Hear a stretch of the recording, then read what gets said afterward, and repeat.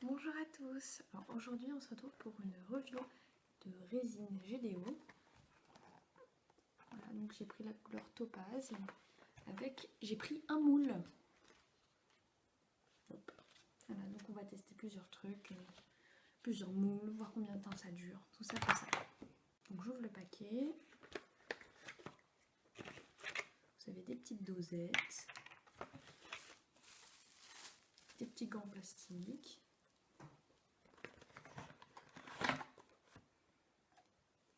Le durcisseur, la résine en elle-même,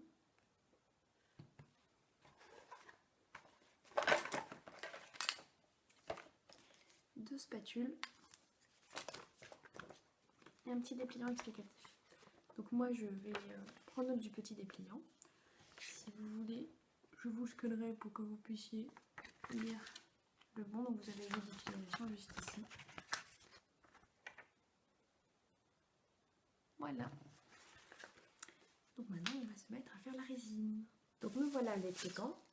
Donc ils disent de verser dans un récipient sec et propre une dose de durcisseur, puis 2 doses de couleur A. Donc c'est ce qu'on va faire.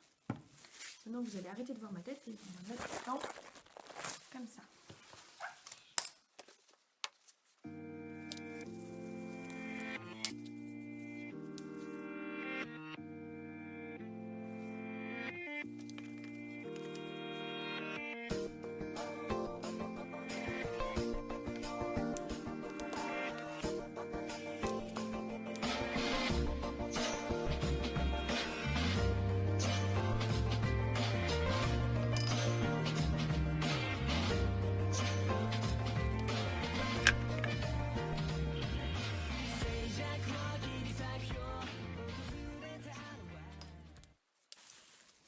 Donc à partir de là, ils disent de bien mélanger les deux composants jusque dans les angles du récipient.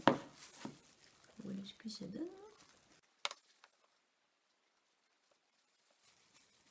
Et après il faudra transvaser dans un autre récipient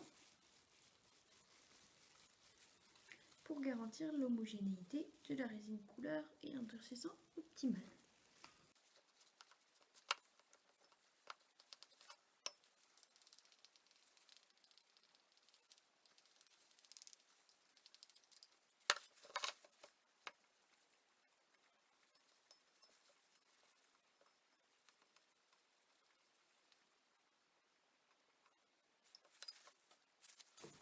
Donc maintenant, on va verser dans les moules.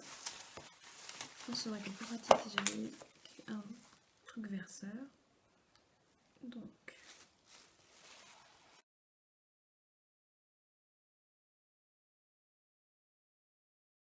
ce serait plus pratique. Parce que j'en fous de partout.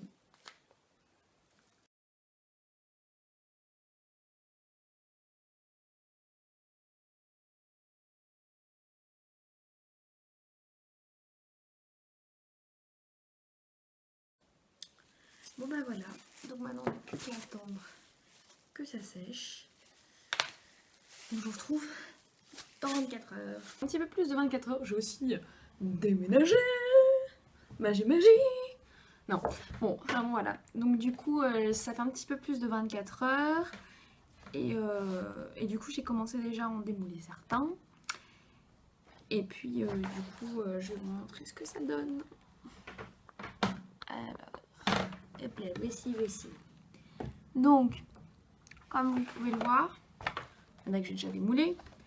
Ça se démoule très bien. Ça fait un résultat vraiment très propre. Genre, il n'y a pas de bulles.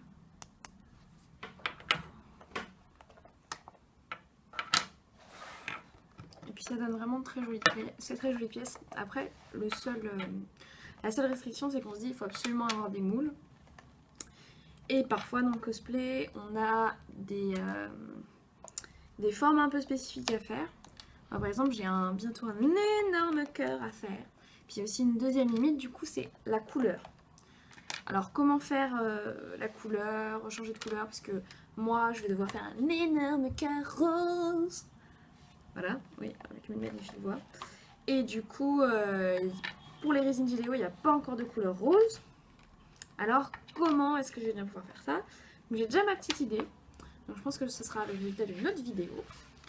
Et du coup, je vous montrerai comment utiliser la couleur. D'ailleurs, c'est grâce à une autre cosplayeuse que comment dire, que je vais tester cette technique, qui m'a expliqué comment on pouvait colorer de la résine. Donc je n'en dis pas plus. Allez, je vais regarder le résultat. Hop là, donc c'est vraiment nickel. Voilà, c'est transparent. Vous voyez, ça fait tout joli. Voilà.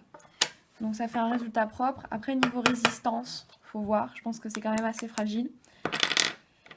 Ça a pris assez vite. Ça donne des jolies formes. C'est assez facile à utiliser au final. Et après, prévoyez quand même comment dire, prévoyez un dessous comme j'avais, parce que sinon c'est vraiment la cata. Un récipient avec un bec, parce que sinon c'est une vraie horreur. Et à verser, c'est vraiment la galère. Donc moi, pour la prochaine fois, je vais anticiper, je vais acheter tout ça. Donc du coup, j'aime beaucoup cette résine. Alors je l'ai payé 13,60 € sur Cosplaymat et le moule, je l'ai payé 13,30 €. Donc je pense que c'est un bon produit. Après, comme je l'ai dit, je vais tester du coup pour pouvoir faire mes propres couleurs sur les résines. Mes propres moules.